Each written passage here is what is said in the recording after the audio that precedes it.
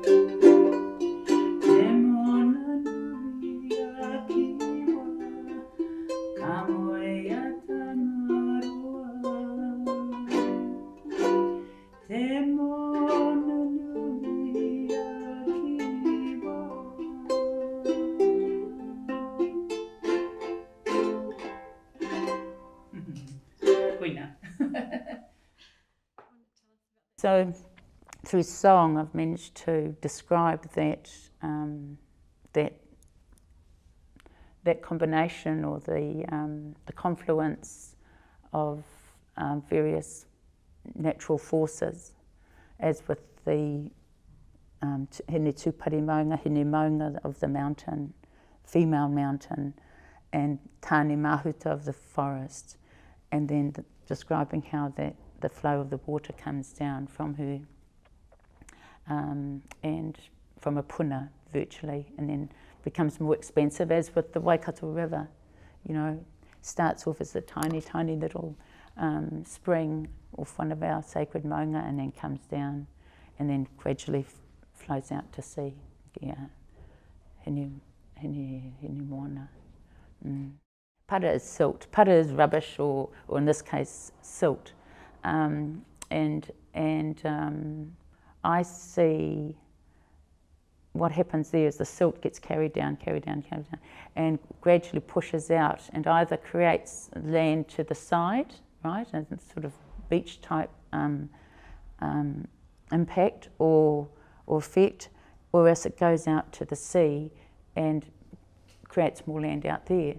And I've always been fascinated. This is part of the reason why I think I had to go to Hawaii, was to be in a position to go and onto Pele's sacred space, or near Pele's sacred space, and honour her, and become aware of the force, her force of nature, her mana. And over the period of years, I suddenly started realising there's a connection there, even in terms of the name, Parawhenuamea and Parawhenuamea.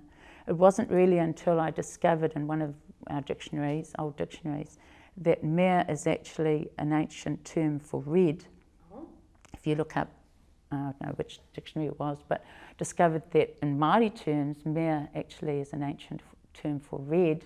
I thought, ha ha, that there's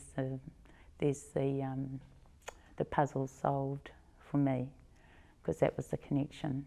So while we have Parawhenuamea here, over in with our Hawaiian cousins, there is Parawhenuamea. But I perceive them as having a link, one through alluvial silt and the other through lava, the lava form.